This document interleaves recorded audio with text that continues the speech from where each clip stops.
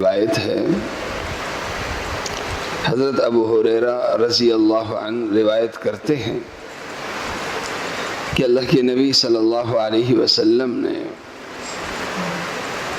ارشاد فرمایا کہ کبھی کبھی شیطان ایک مسلمان کے ایمان پہ حملہ کرتا ہے جب وہ اکیلا ہوتا ہے، اور ایمان پہ حملہ یوں کرتا ہے کہ اس کے دل میں یہ بات ڈالتا ہے کہ اللہ کو کس نے پیدا کیا ہوگا۔ اس قسم کے وسوسے اس کے دل میں لاتا ہے۔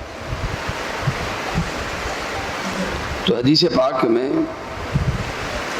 اللہ کے نبی صلی اللہ علیہ وسلم نے ارشاد فرمایا، دو روایتیں ہیں، کہ جب اس طرح کے وسوسے آئیں تو بجائے ان وسوسوں کا مقابلہ دلیل سے اور عقل سے کرنے کے، ایسے میں دعا کا سہارا لیا جائے، اور وہ دعائیں جو شیطان سے حفاظت کی دعائیں ہیں، انسان وہ دعائیں پڑھنا شروع کر دے۔ جیسے اگر وہ دعائیں نہیں آتی، لمبی دعائیں نہیں آتی، تو یہ پڑھنا شروع کر دے، اعوذ باللہ من الشیطان الرجیم، اعوذ باللہ من الشیطان الرجیم۔ اے اللہ، مردود شیطان سے اللہ تو مجھے اپنی حفاظت میں لے لے۔ اے اللہ، میں تیری حفاظت لیتا ہوں مردود شیطان سے۔ بار بار یہ پڑھے۔ اور دوسرے نمبر پہ ایمان مفصل، جب اس طرح کے وسوسے آئیں اس کا مقابلہ تجدید ایمان سے کیا جائے۔ آمنت باللہ وملائکتہ وکتبہ ورسلہ والیوم الآخر والقدر خیرہ وشرہ من اللہ تعالی والبعث بعد الموت۔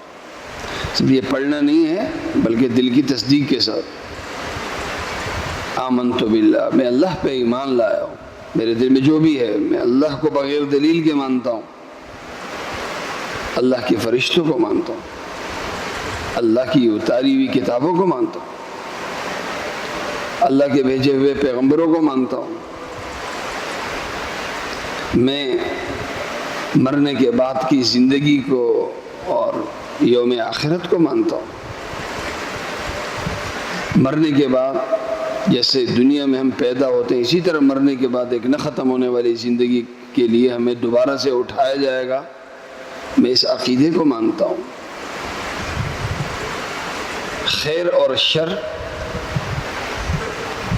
کی تقدیر جو اللہ نے مقرر کیا ہے، میں اس تقدیر کو مانتا ہوں۔ بندہ اندر ہی اندر زبان سے تجدید ایمان ہو، تجدید ایمان ہو، اور زبان سے حفاظت کی دعائیں ہوں، تو یہ جب عمل چلے گا تو یہ زیادہ دیر تک پھر شیطان کا وسوسہ رہے گا نہیں۔